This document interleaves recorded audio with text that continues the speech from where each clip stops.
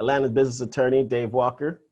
I'm on the I'm on the video call with my team, Shar Ross, Malik, who's an attorney in our firm. Shar helps with a lot of things that we do. And today we have a very exciting topic. I know that it's a lot of things that people care about in business, and it's related to your LLC and your operating agreement and open up bank accounts, because at the end of the day, this is all about money, money, and money. And we're glad you guys are all here. So sit tight, enjoy the presentation. Don't forget, grab your coffee, tea, or a bottle of Positivity alkaline water, because we want everybody to think positive, drink positive, and be positive.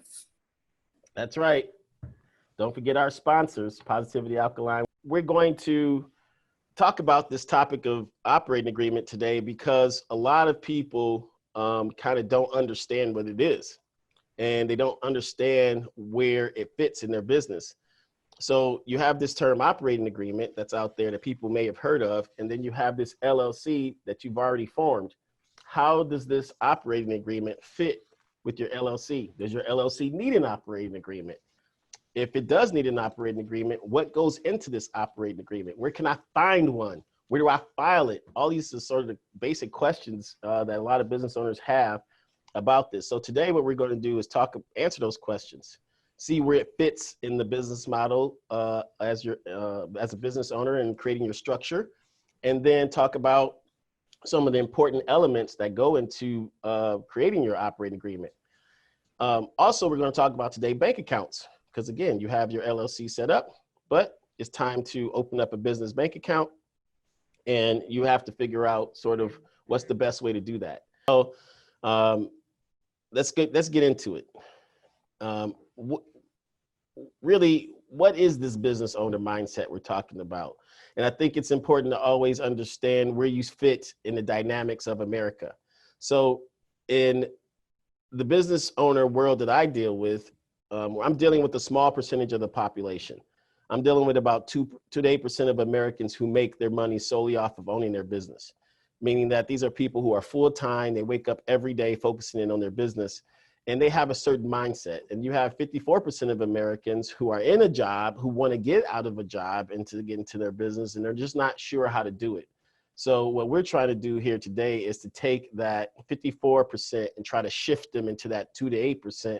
And the way you do that is you give them education. So we're going to work on that today, is the education of your mind to get it ready to be the owner of a business. And in that mind, you have to begin to say, you have to begin to understand that your thoughts permeate your actions. And so to become a business owner, you have to start really thinking like one. And you have to accept that, hey, they think differently, and I'm going to reset my mind. And once you reset your mind, it starts to shape your habits. It starts to shape the things you think about every day, and that gives you new results. So in this context, if we can start with the idea of, well, where should my mind end up? And if you're moving into business, you have to understand your mind has to get used to risk, meaning that you have to put some things out there without the result being known. I mean, I think in business, being a business owner is you make a lot of decisions and you cannot guarantee that they're going to pay off.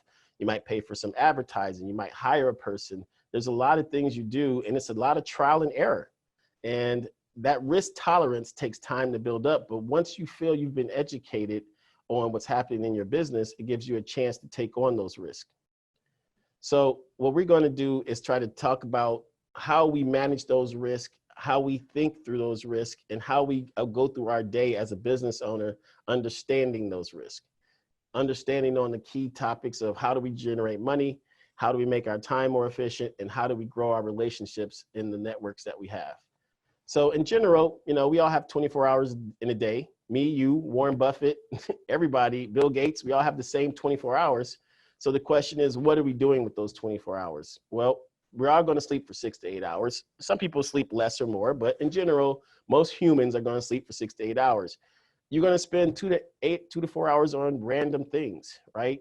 Eating, distancing, social media, traffic. That just happens as a part of normal human life. And then you spend 12 to 16 hours trying to get money, right? Whether you work, whether you own a business, you try to get that money. Business owners are using that 12 to 16 hours very efficiently because they know that in order to enjoy those 2 to 4 hours, they have to generate some money. So what we're going to do, talk about in the business owner mindset is different ways that you can use your 12 to 16 hours to make money. Because if you're not working at a job and you're not getting paid hourly, having an inefficient hour as a business owner could cost you money. So how do we use our 12 to 16 hours to make more money for ourselves? And one of the things you have to recognize is that there's no such thing as weekends. Hence me being here. There's no such thing as a watch. I don't know what time it is. I'll look up, it's 3 o'clock in the morning, but I have such a good passion for what I'm doing that time goes a little bit faster. But at the same time, I have to focus in on money. You could have a passion and spend a lot of time, but if you're not making any money, then that's not a business. That's just a hobby. And you're using your 2 to 4 hours are now 12 to 16 hours because it's not making any money. So the biggest difference between the passion and the business is the money it brings in. And that's harsh because a lot of people say, well, I have a podcast. Well, podcast isn't a business. It's a hobby because you're not generating any money. Now, if you have a podcast to the point where you have advertising, then yeah, now you have a business, right? So, it's okay if your podcast doesn't generate money, but just know where you are in the business model. Just know where you're going and then start to tailor your podcast towards how am I going to make money from this? Or you use the podcast as a spinoff to other things you make money in. So like this is a good example, the business owner mindset. I didn't create this to make any money. I created this for informational purposes, but if it generates money, it would become a business. So what we try to do is have our business owners always focusing in on how to generate money for their business. The second thing is you have to outsource the things you do not understand.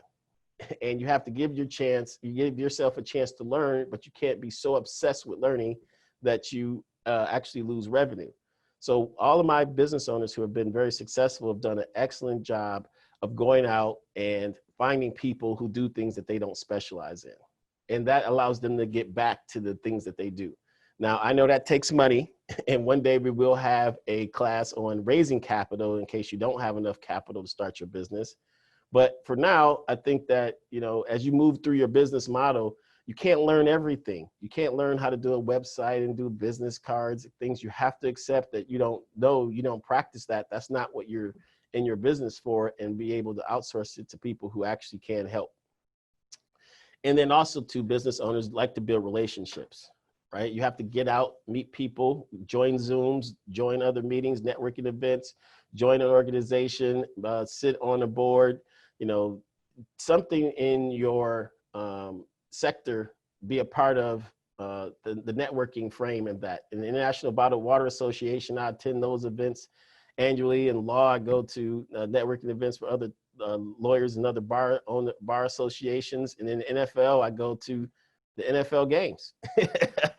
Well, I do more than that, but it's work. It's hard work. We're going to talk about that next week. It's hard work, but you have to get out and you have to meet people and you have to let people know that you're a business owner, and business owners really gravitate towards other business owners because of the risk that we all take and the risk associated with starting a business. We all understand. We all understand barely making payroll. We all understand, trying to find somebody to hire. And so having the other business owners around you really helps you grow your business.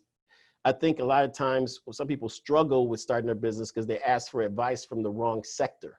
If somebody's an employee, they have good intentions, but that's probably not the best person to get your business owner advice from. A lot of times is what happens is employees might give you things that cause them to fail in their business and create anxiety. Like, oh, I can't make it. So-and-so at work tried it and she didn't make it or he didn't make it. And I think that taking advice from people who are not in business is probably not a good idea. Instead, you want to talk to other business owners. So getting out and establishing those relationships are important. There's really 3 phases to being a business owner that we concentrate on. We have the 60% structure. 60% of your time is thought about your structure, meaning like how is my business set up to withstand any sort of internal issues. That's common among a lot of businesses. So you'll see here the hexagons represent sort of some of the ideas and things that's common among all business. Everything in this structure row this is a small sampling, but it's all related to structure of your business and how the business started. And every business has this issue. Your cash flow, which is in the middle, kind of varies from person to person and business to business. But these are the things that generates money for your business. And then 10% of your time is all about growth, looking outside of your business to say, okay, what's next for me? What's on the horizon? You know, how do we create the work-life balance? Where should I volunteer? And some of the people who've been very successful in business spend more time in growth and less time in structure. But you might be in one of these three phases. So on the structure side, these are all common elements that you might see. We're going to try to tackle some of these. Some of them we already tackled. We talked about EIN, setting up LLCs. Today's we'll talk about operating agreement. Next week, we'll talk about things in cash flow with the NFL agent. On the structure side, we could actually expand these hexagons into a lot of other things that are common among other business owners, like setting up your email, getting your licenses. We talked about operating agreements today. And then on the cash flow side, these vary per your business. Depends on if you offer a product or a service. These could all change. The point of the business owner mindset is to bring up these topics slowly over time, piece by piece, so you can feel comfortable about them. If you are on Zoom, if you are on Facebook Live, feel free to offer some topics you want to hear about. If you see anything in any of these hexagons that you say, hey, I really would like to understand this, shoot us an email, shoot us a comment, and we look at those comments. We take them very seriously. And at some point, you'll be able to recover those. And if you're on the high end of business, then you're usually focused in on things like what else is beside, I have my structure together. I have my cash flow going. What else is next in my life? And these are some of the things that you might be thinking about at that high level. All of us bounce between all three levels, meaning that your mind is always somewhere along this track. So what we try to do is pick a couple things. And today we picked the bank account and the operating agreement here in red that we're going to focus in on. And then each week try to add a little bit so that you feel like you can have that whole structure put together, but at the same time offer other business owners to come in and talk about things that are on their mind. So we're off to today's topic. Enough of the goofing off. It's about to get serious, right? Operating agreements, business bank accounts. So in our prior sessions, we were able to focus in on forming an LLC, getting that started, and also, sorry about that, my power was going down. IT special this week. But last week, the last couple of weeks, we started about like kind of just what does it take to be a business owner. Then we went into sort of how to avoid being sued.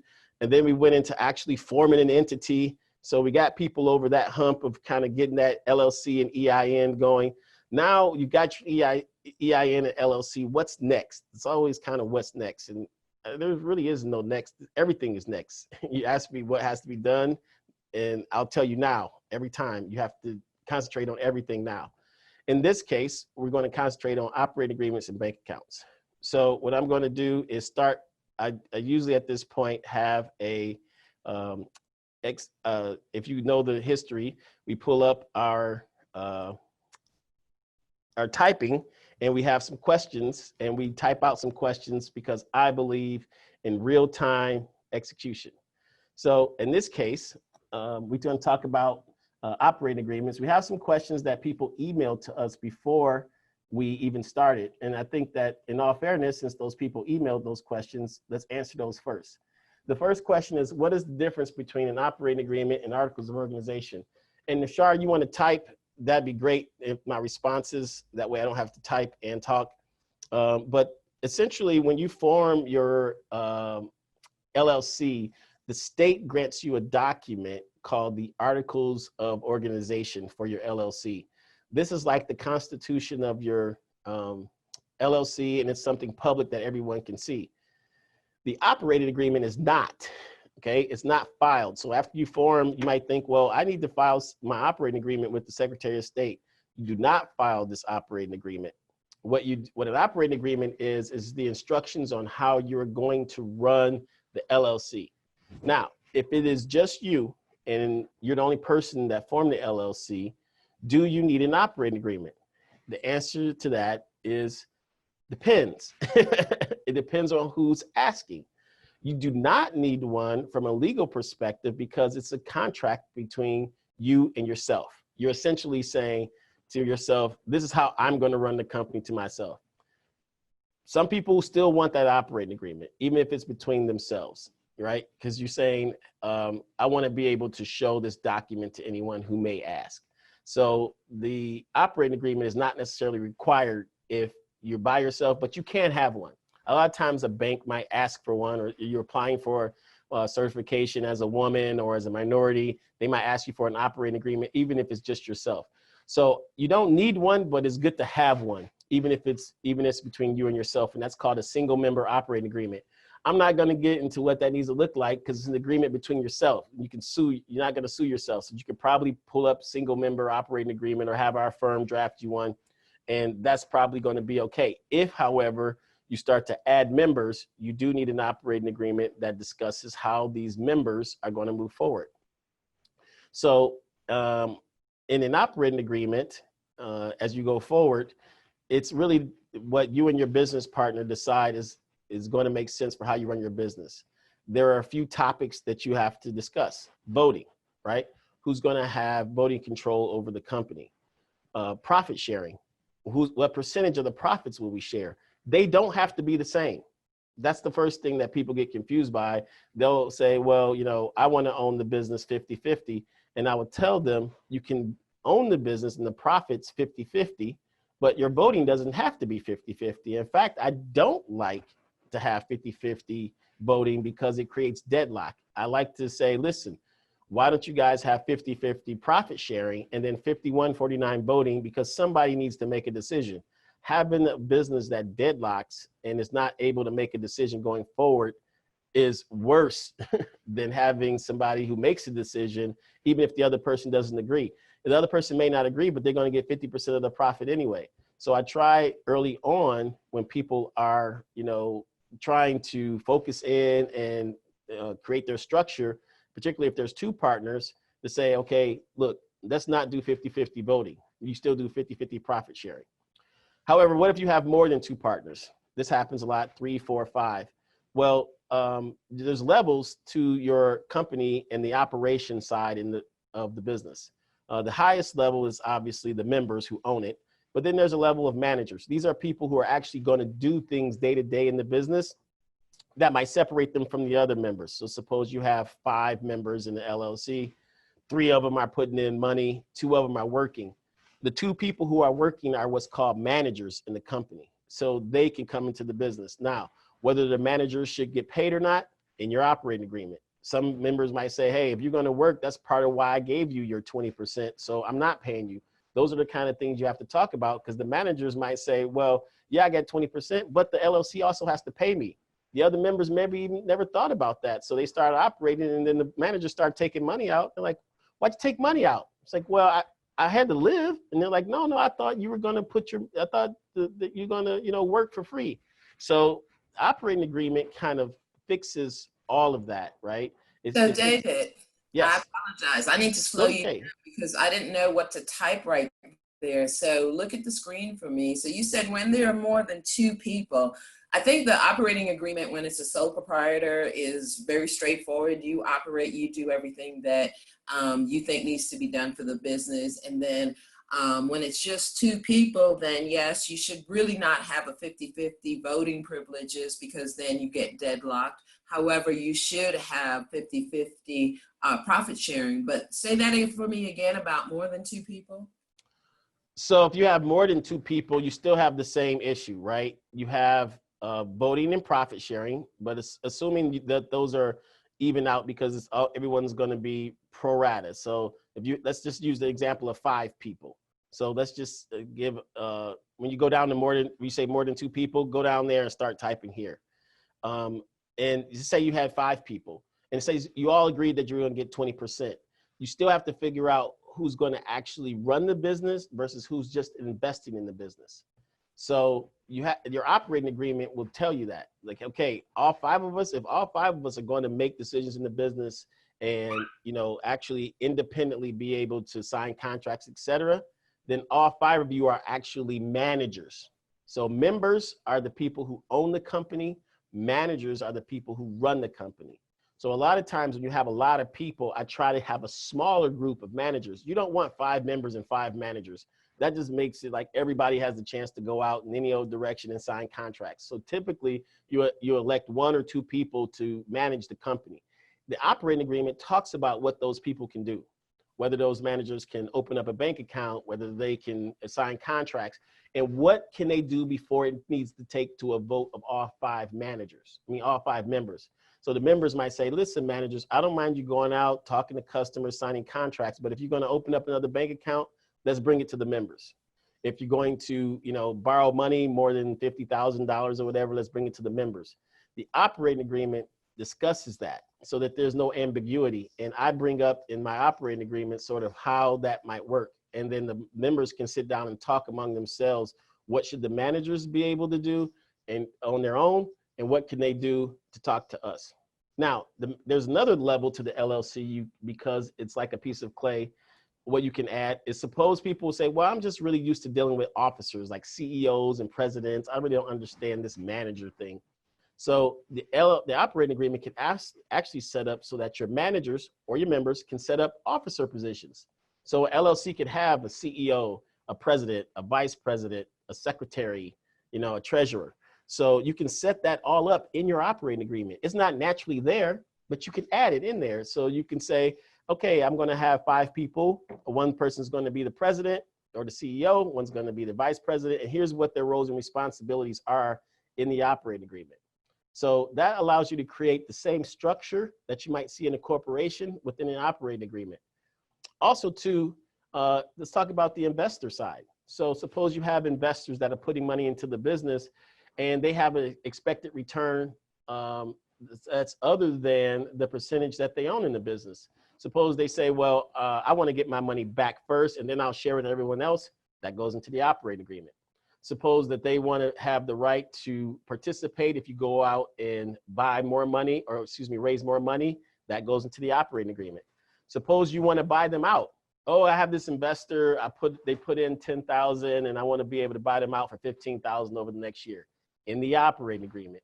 The beauty about the operating agreement is when I talk to my business owners about the things that they have negotiated with their investor or with their partner, et cetera, and they type it to me in plain English, you can take what they said and actually create a document that identifies those things and more. So I oftentimes start with my formation of the operating agreement by telling the people to email me what you've agreed to already. And in other corporate structures like a corporation, it's harder to do because you have to put everything you agree to in different documents. With the LLC, you put it all in one document in the operating agreement. Again, the operating agreement is not filed. Everyone signs it and they keep a copy of themselves. And if something happens inside the company, it is a breach of the operating agreement, and then you can sue or arbitrate or whatever you decide in your operating agreement, dispute should be handled. But you don't file it publicly. And I'll say this, you do not, do not need to file the operating agreement. Put it in your file cabinet, put it in your safe. If you find yourself pulling out your operating agreement and flipping through the pages over and over again to where the pages are ruffled, you're in a bad business relationship because it's really designed to capture the spirit of everybody at the time you form the business.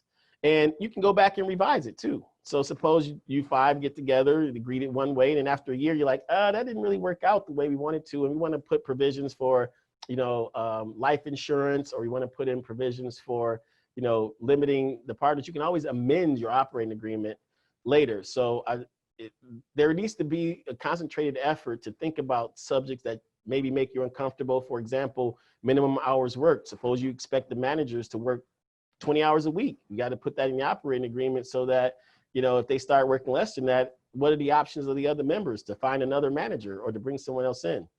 So from my perspective, I think it's always good to have a robust conversation early about all these topics, and you can really, and it's so customizable, these operating agreements. And so, I'm floating the line of trying to be so yes, no, but the truth of the matter is you have to look at your relationship and talk to an advisor. If you have an operating agreement with more than one person, I highly recommend you go to an attorney. I cannot tell you the number of conversations I've had with people who call me and they've already put in the money or already added someone as a partner, and they want to know, well, what can I do now? And your choices are very limited because you've already given them the ownership interest or you've already paid your money. But if you take the time to come in beforehand, it's not going to kill your deal to talk to an attorney beforehand. You're just asking the attorney to capture what we're thinking in case people forget, or in case someone passes or someone becomes disabled or somehow, other people get involved. You have a roadmap for what you agreed to at a certain point in time. So definitely take the time to get an attorney. And so, Dave, a question for you. In going to an attorney doesn't necessarily dictate your operating agreement. So you don't want an attorney to tell you, and you tell me if I'm right, sometimes I ask my questions in the form of a statement. So it's not for an attorney to say, well, this is what you have to do and you must do this. An attorney's job for an operating agreement is really just take the essence of what you and your partners agreed to and memorialize that. And there's really no right or wrong in an operating agreement. Of course, there's always good business sense, but there's really no right or wrong. It's really what you guys agreed to, right? Yeah. Even the small little nuances, like suppose you had a rule that the managers had to eat 3 cupcakes a week. I mean, you could put that in there as well. The attorney's job is not only to capture and memorialize what you have, though, it's also to bring up other issues that could relate to your business as well. So I see this a lot too. People come in and say, well, this is how we want to set things up and this is how we want to get paid. And it's my job to say, okay, I'm going to capture that, but have you thought about these other issues as well? And they go, wow, I hadn't thought about that. And a lot of times they have to go back after I create the first draft and talk through it themselves. Like, we never really thought about what happens if somebody gets disabled. We never thought about if, somebody files for bankruptcy. So a lot of times a good attorney can not only capture what you're saying, but also anticipate some of the needs. And you draft the operating agreement and go back and forth between the members until you get to a place where you guys all feel comfortable. But again, you can always go back and amend it later. In terms of the bank account, I want to cover this before we get on to our session when we start to have people ask questions. You don't need to show your operating agreement to a bank. Banks might ask for it, but they don't need to see it to necessarily get you started. Unless you're doing some high-level lending, but to open up a bank account, you don't need to show your operating agreement. What you need to open up a bank account is your articles, your EIN, and money. And oftentimes, if in your articles, you place who the managers are, remember, you're never going to put your members in the articles. If the managers are listed in your articles, then the bank is going to want to talk to those managers. That's why you want to have an operating agreement to let the managers know, hey, in case you have to talk to a bank to open up an account, you can do that, but you cannot, take out more than 5,000, blah, blah, blah. So if you have a manager that's going to open up a bank account, make sure they have an operating agreement that dictates their rights before they do it, because the bank doesn't enforce your operating agreement. Can you repeat that again? You don't need to show your bank your operating agreement. I got into a situation where I wanted to open up a bank account and they wouldn't let me open up the bank account without the operating agreement. What I should have said to them was, you don't need to see my operating agreement. What you need to see is my articles of organization. So yeah, they can pull that up. They can pull that up off the internet. So remember I showed you last week how the LLC was on the internet. You can go and look up the LLC and they can see your articles. The only time they might ask for an operating agreement, Shar, is if in your articles you refer to your operating agreement, like we have an operating agreement. They'll say, well, I have to look at that now. Or you say you have people listed in the articles that are not there with you at the time. So suppose you and a person were co-managers that you put into your articles and you go to the bank, they'll say, hey, who's this other person? I need to see them as well. So each bank does it differently. I always tell my clients this: if you have the single member operating agreement, just give it to them or just create one. But if you feel like they're just pressing you about it, you can go to another bank. I've seen a client go to the same bank, different branches, and have 2 different requirements. So if it's frustrating you and you got to open up the bank account that day, just politely grab your stuff, go to another branch and say, I want to open up an account.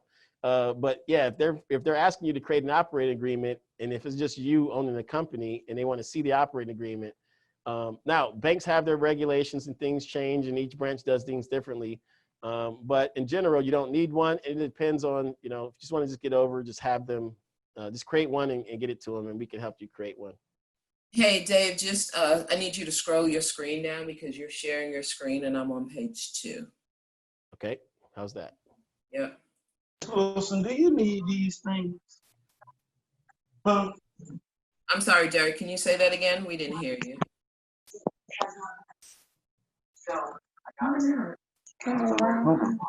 Hello?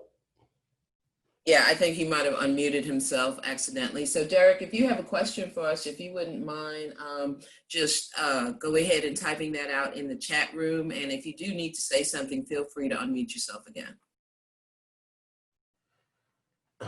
So, no, we can have open dialogue about it. I mean, I think that Shar usually, do we email that document you created out to the people who registered on Zoom? Yeah, so that's the new thing that we're doing. We're going to be taking our weekly notes from all of our past meetings, and we're going to be able to, well, all of our current meetings, and send that out to anyone. If anyone would like to get the notes from the prior meetings, if you'll just email us at connect@bomindset.com, we'll be happy to go ahead and share those with you. Okay, good. So this might be the chance for Derek, if he's back on, to kind of talk about something. It says he wanted to talk about franchising. So this is the time where if you have a question about operating agreements, about bank accounts, franchising, Derek seems to have typed. So just asking that everybody come on, tell us a little bit about your business, and then, you know, offer a question to the group of business owners here. Franchising, Derek, in terms of franchising, one of the things that you have to understand is that a franchise is built upon a business that's already successful. So I'll have a client come in and say, hey, I want to start my restaurant and franchise it. Well, you got to have one before the other. You can't franchise an unsuccessful business. You had to have a business that's actually operating, making money, because a franchise says to someone else, hey, I have a business model that works with a good supply chain, a good brand, et cetera, and I want you to be able to grow this business in another market and using the same thing that I'm doing, but this is why I've been successful. So a lot of times you can't really get into franchising until you get your business up. If you have a business up and running and you want to franchise it and go somewhere else, there's actually franchise attorneys that focus in on franchise law, and that's all they do. One of the things you'd have to do is prepare what's called a franchise disclosure document. And that's a document that explains to all the potential franchisees exactly how you run your business, and not only how you run it, but also where other locations that you're franchising in. And then you have to comply with state laws. Different state laws have different franchising laws. Now, I say it's a fine line because you start one business here in Georgia and then you yourself open up another business in Miami. That's not franchising. That's just another corporate location. You have a business and you open it up with another investor in Virginia. That's kind of not franchising because you're still invested and you have a risk associated with that business. You open up a business in Alabama where the other owner owns 100% of it and you're giving them the trademark. Now you've moved into the franchising sector of law. You need to have the franchising rights there, particularly if you're going to collect a royalty from that person. So you can have corporate locations and then you can have franchise locations. And some franchises have a combination of both. Some of them are owned by the corporate. Some of them are owned by other people who invest. But a good question on franchising. And so, David, I think that was actually a really, really rich subject about franchising. And I'm hoping that somewhere down the road, we can get someone on as one of our business spotlight, our guest speakers, to really go into that a little bit more in depth of when is the good time to franchise and, you know, kind of unpack a lot of what you said as a business attorney. I think that it's all very, you know, second nature for you. But for us laypersons, sometimes we need a little bit more. So I'm really looking forward in finding the right fit of someone to come on just talk about franchising and explain, you know, all the nuances and when is a good time to really go from being a one, or, you know, a self-proprietor, I guess it's not a self-proprietor, but having your own business and then being able to do the McDonald's, the Wendy's, and the Burger King type thing and selling that brand and that model to other people? Yeah, it's very popular. There's levels to the franchise, and there's actually financing at different levels. There's consultants that can help you move to the franchise level.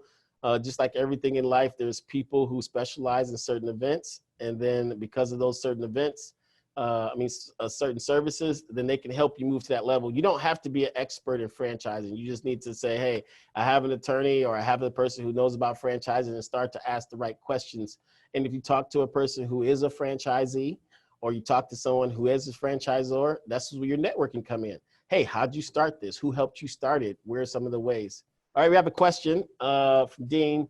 I'm a single member LLC today without an operating agreement. My goal is to grow by adding members, issuing some kind of equity ownership. I know I need an operating agreement and intend to develop one ASAP. Any guidance or thought on how to write on today what can be changed as the business grows? Great questions. Right now, you should just create your single member operating agreement and keep it in your file. If an investor comes along and says they want to put in, let's say, $50,000 for a 10% stake in your company, you can tear that operating agreement up and create one for the investor at that time. Okay. So you don't need to kind of anticipate investors later. Now, there's some people who come in and say, look, I'm going to go out and get investors right away. Yes, I would structure their operating agreement for them to own the company now, but issue units later and have it prepared as if an investor is going to come in. Because your operating agreement between yourself and one with the investor looks different. It's just a matter of time that you have in between. If you're not have a serious investor at the doorstep, then it can be simple. But if you're like in the next 30 days forming a company and bringing on investors, then yes, I structure the operating agreement for the investors because I know it's coming. And I don't necessarily need to just go, oh, single member, and then in 30 days create another one. Instead, I start off with the operating agreement and how it's supposed to look.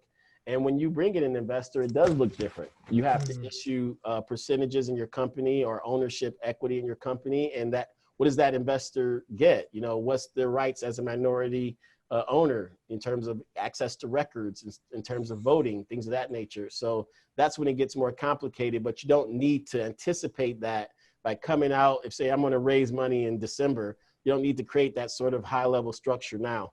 So good question. Thank you. And Good Dave, answer.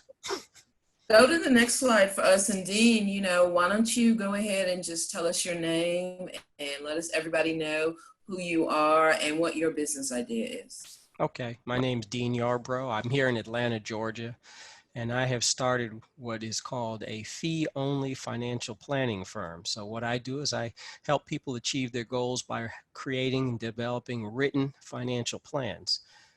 I don't work on commission, I work on a fee, similar to Dave or any service fee-only business model. And my goal really is to be able to help people take control of and better utilize the resources that they have so they can achieve their goals in life, whether it's for themselves individually and or families. So kind of in a nutshell, that's what I'm building. Okay. So is anyone else here on our Zoom call that would like to kind of just tell us your name, what your business is, and your business idea? This is just a great opportunity for you to get some free advertising. I think everybody has the ability to unmute themselves, and if for some reason you can't, just raise your hand and I'll be happy to unmute you. In the meantime, I'm going to introduce myself and my business. My name is Shar Ross, and I am a serial business entrepreneur. I met David Walker probably back in 2009 when he helped me start my first LLC with another business owner. And a lot of what David is saying today is just very, very real. I did not have an operating agreement that really covered a lot of those things.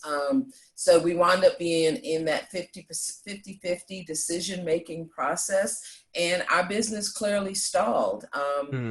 You know, so I can really appreciate today him saying that there should always be a decision-making business owner, even if you are doing 50-50 profit sharing. So my business today, I've restarted my business, and my company is iBrand and Design. and I create visuals to help companies get instant recognition. So I am the face behind the Positivity Alkaline Water brand, the bottle label, all of the marketing collateral, as well as behind the business owner mindset. My objective is to help companies to be able to have a one source provider for their brand identity, for everything from the graphic design work to the apparel to the large format printing, as well as to your product collateral and your social media website and all of that. So I'm very grateful to be part of the Dave Walker organization, because they say that if you're the smartest person in your circle is too smart. So I feel like I am in really, really good company, because Dave knows I tell him this every single week. Dave, you stretch me. So this is just a really good place for you to be for your business, whether you are in the I'm thinking about it place, or you're in that 60% of structure or 30% of cash flow, and even in the 10% of revenue. This is just a really good forum, not only for you to be able to get information, but if you're a seasoned business owner, we invite you to participate in the business owner mindset, because you're the type of people that are needed to be mentors and to be motivators to the next generation of people that's coming up. Thanks, Shar. One of the things I want to talk about is next week. We're going to bring in my man, Spencer. We're going to have some fun next week, right? We're not going to do any sort of boring legal stuff. We're going to bring in and we're going to talk some NFL, talk about the agent, talk about what it's going to take to be a business owner. And Spencer is an NFL agent here in Atlanta, and he and I will kind of go back and forth and tell people kind of what about the business. One of his staff members and team members is Deandra Sanders, is actually Deion Sanders' daughter. So he actually has a very good business model on servicing his clients and the things that he does. And he's a very impressive young man. And I can't wait to have him on next week. He and I will just kind of talk about what's it like to own an NFL business, NFL agent business, and how it goes. One of his players is Jody Fortson, who plays for the Kansas City Chiefs. And Jody has been by the office, and he's a great kid. And I think that it'll be good to hear how Spencer has to mentor him as he goes through the process of growing his career as a Kansas City Chief. Still don't know what's going to happen with football. So far, so good. But Jody seems to be having a good time. So I can't wait to talk to him next week and have that conversation. This is the point, I guess, in which we sort of start to talk about, anything that you really want to talk about. Ask the business attorney, $3.95 an hour rate. This is if you're shy. A lot of business owners are shy, whether you're on Facebook or whether you're on Zoom. You have questions and you say, well, I'm not quite sure. You can always schedule a 15-minute consultation with me through the link schedule.davidmwalkeresq.com. I'm an open book to try to help people along their journey. Without a business owners, you can have no business attorney. And I'm always thankful that people reach out to seek my help, and I try to help them the best way I can. I can't solve your problem in 15 minutes, but maybe we can get you on the path where you can feel like, you're being heard and listened to. So if you want to put something in the chat, and I don't know, Shar, do we have any more questions in the chat? I know that. Hey, I have a question. Hi, Vineet. How are you? Hello? Did we lose Vineet? He said he had a question. Well, I know Jarnell had unmuted herself. So Jarnell, are you there? Would you like to ask a question or introduce your business? Hey, yeah, I have a question. Yeah. Can you hear me? Hold on one second, Vineet. I'll be right back. Let's get Jarnell, because I know she's been waiting. Hang on for me 1 second. I just want to say hi, good morning. This is my second time meeting with the group. What has been happening is that I am looking into my LLCs.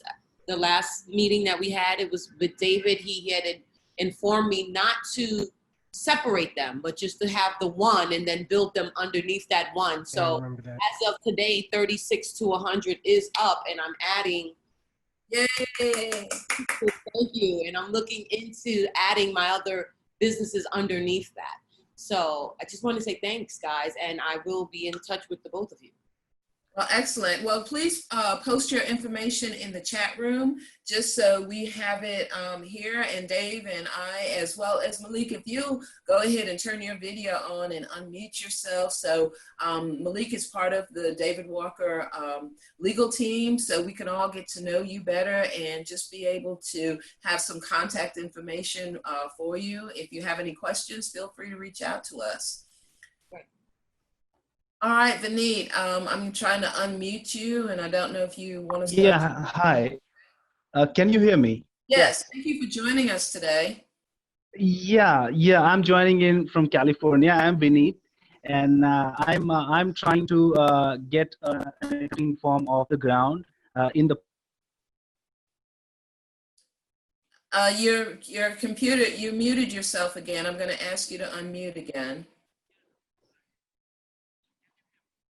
Okay, there you go. You're back now. Uh-oh.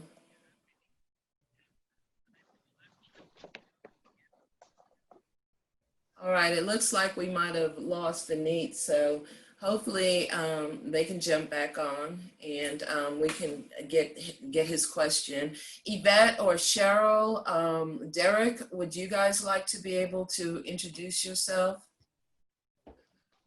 Okay, Cheryl, let me unmute you. I thought this was set where you could unmute yourself. So Cheryl's question is, what should be expected of owners to maintain their business structure, costs, paperwork, annual filings, etc.? Oh, wow. That's a good question. Can you hear me? Am I on mute? Yes. Okay. We hear you. Yeah, we All can right. hear you. Good. Hang on 1 second, Cheryl. Would you like to elaborate on that? I see you unmuting yourself. I'm fine. No, I'm fine. I just think that the structure talk is nice, but once you have the structure, how do you maintain it on a yearly basis? That's all.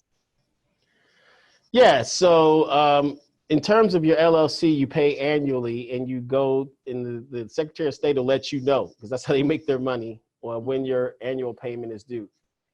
So if you just had an LLC and you didn't do anything, at a minimum every year, you have to just make your annual filing at your state level and pay the money.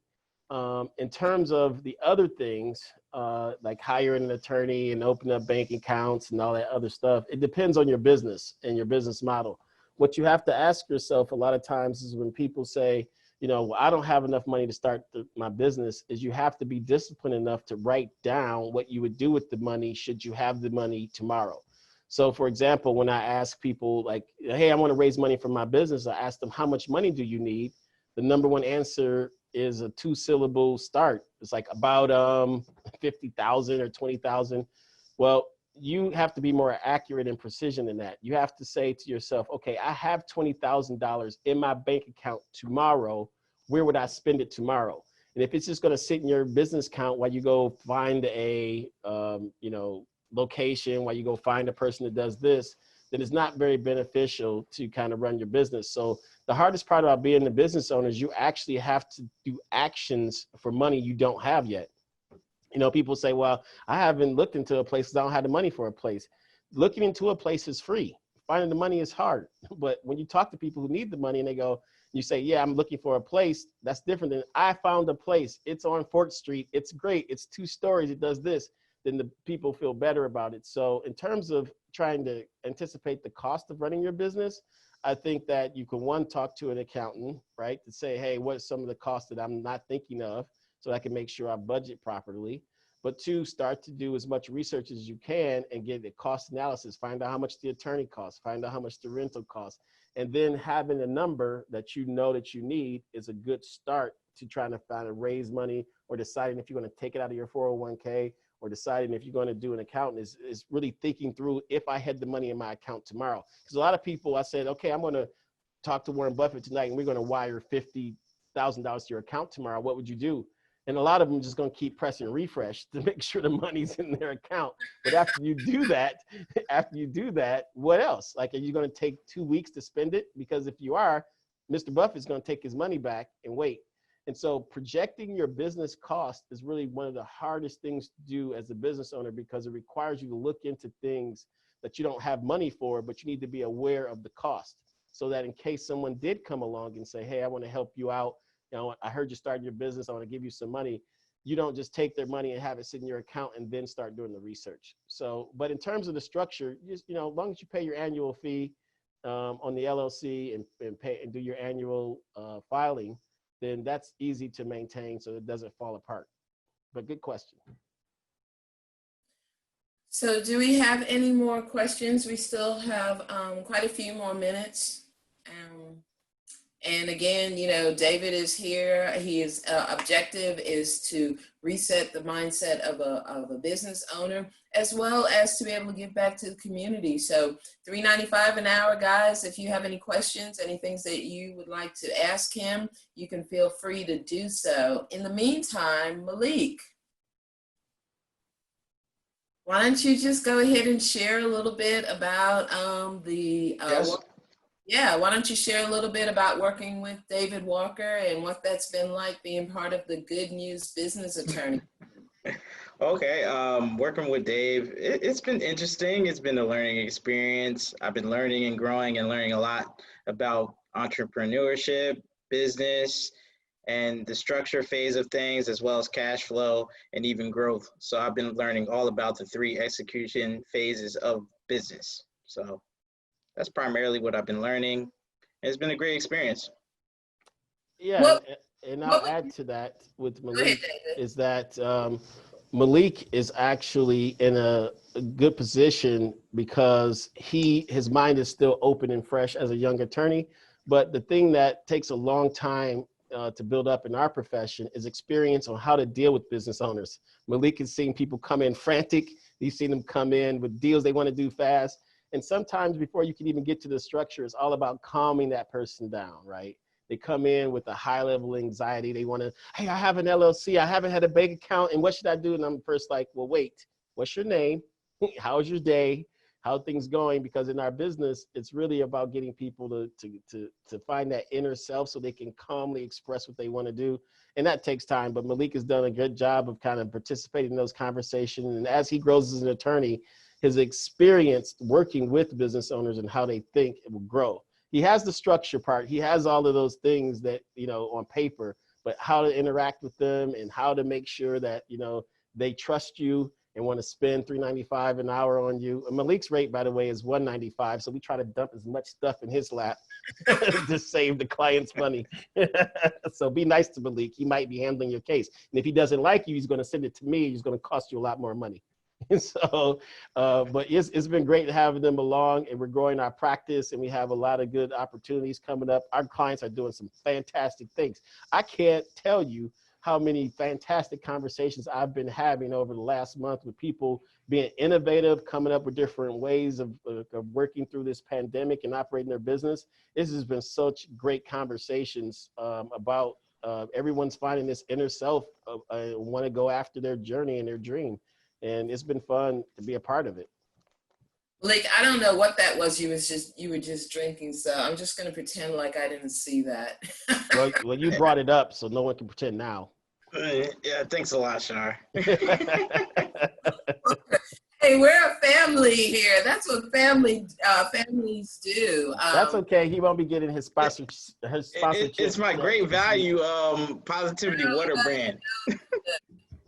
Yeah, Hey, Yvette, you won't get your sponsorship check this week, Malik. It's okay. But anyway, I got to get going. This has been great. Just to kind of recap. We have a question from Yvette. She goes, hi, I'm in the process of trying to get an e-commerce startup. So I'm really trying to learn as much as possible to move forward. And she's currently in California. So Yvette, when you say an e-commerce startup, I think and I don't know if you're willing to at least unmute yourself and No, I understand. Okay. I've done a ton of e-commerce. I know exactly what's in their head. I think that the LLC part is going to be easy for you, Yvette, setting it up. You probably already done that before. I think when it comes to e-commerce, a lot of the things that's surrounding that is really your domain name. If you have an e-commerce business, you got to secure your domain name and your trademark. And they're separate. Just because you have a domain name doesn't mean you get the trademark. And just because you have a trademark doesn't mean you get your domain name. So I think in e-commerce, it's always going to come down to your brand, because people are going to go to your website. They're going to go to your social media. So your brand is going to be crucial. In terms of, the structure of that, there's some arguments out there that you can form your e-commerce business in different states that are more tax friendly because this is all happening over the internet.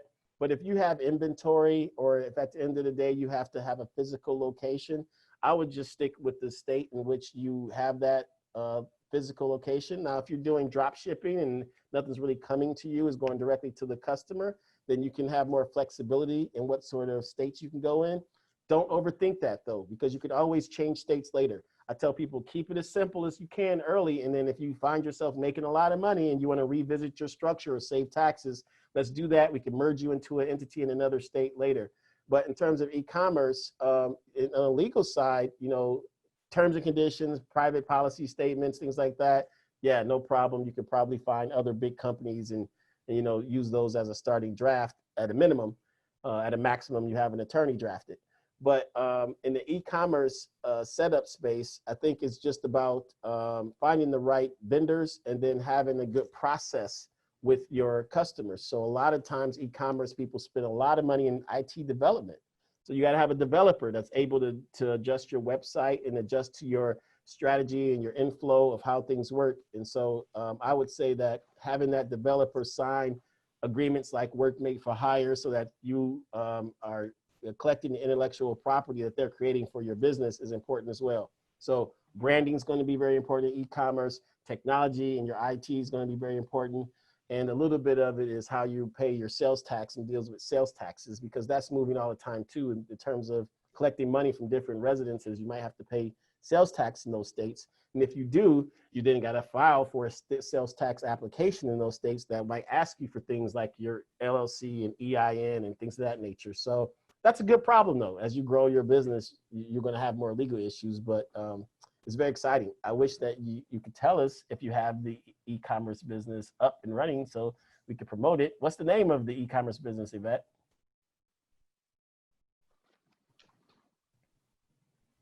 And Yvette, if you wouldn't mind, I'm going to try and ask you to unmute yourself if you'd like to talk. If not, you can just go ahead and drop it in our chat room, and we'll be sure to go ahead and share that with everybody in our comments on the Facebook Live page so people can see your business and know how to get in touch with you.